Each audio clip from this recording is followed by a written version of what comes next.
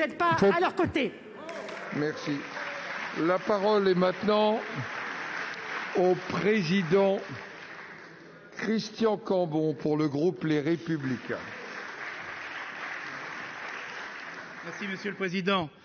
Monsieur le ministre des Affaires européennes, les plaies du conflit meurtrier du Haut-Karabakh sont encore ouvertes et déjà l'Azerbaïdjan multiplie les provocations contre l'Arménie.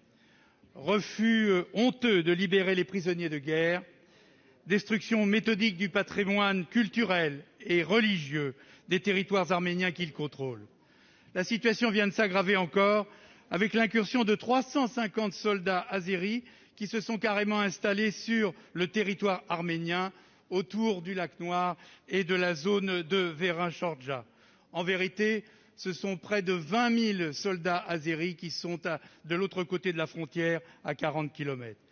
Et donc, tout est dorénavant bien clair.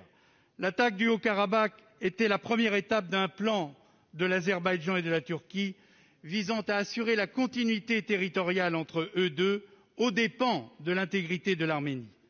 Le président de la République a appelé immédiatement au retrait des troupes azéries et vous-même avez relayé de manière très claire cet appel. Nous vous en donnons acte bien volontiers.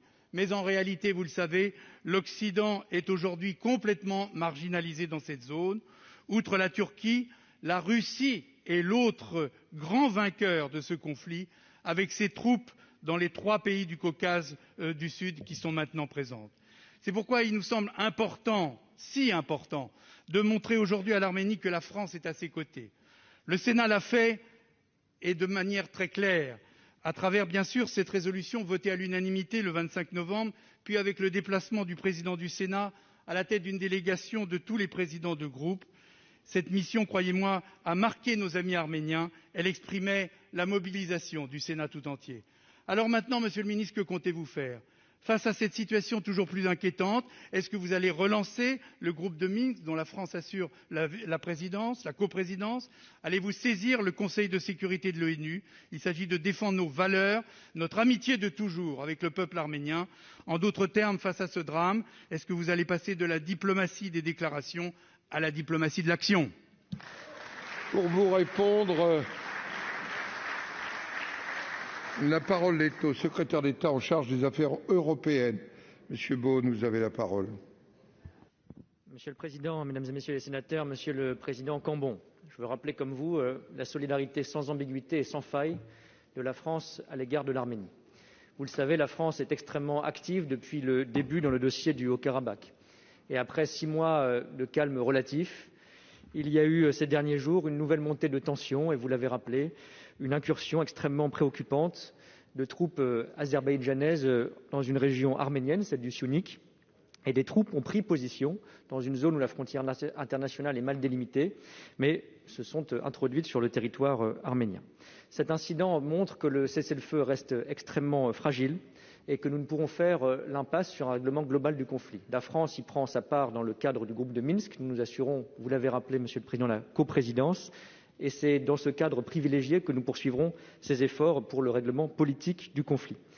La libération de quelques prisonniers arméniens par l'Azerbaïdjan était un pas important dans la direction de l'apaisement, mais c'est aujourd'hui très clairement à l'Azerbaïdjan qu'il appartient d'aller plus loin et de montrer des signes concrets de désescalade. Nous sommes mobilisés à tous les niveaux pour assurer ces efforts diplomatiques. Le président de la République, vous le savez, s'est entretenu avec le Premier ministre arménien le 13 mai.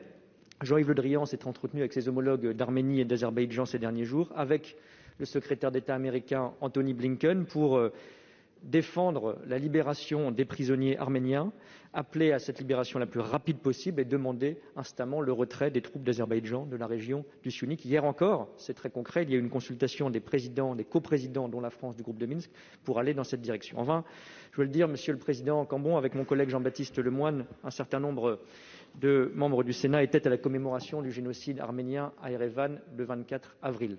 Ça a été l'occasion pour plusieurs représentants de la France et pour le ministre Lemoyne de s'entretenir avec des familles affectées, endeuillées par le conflit et par les nombreux morts qu'il a fait du côté arménien.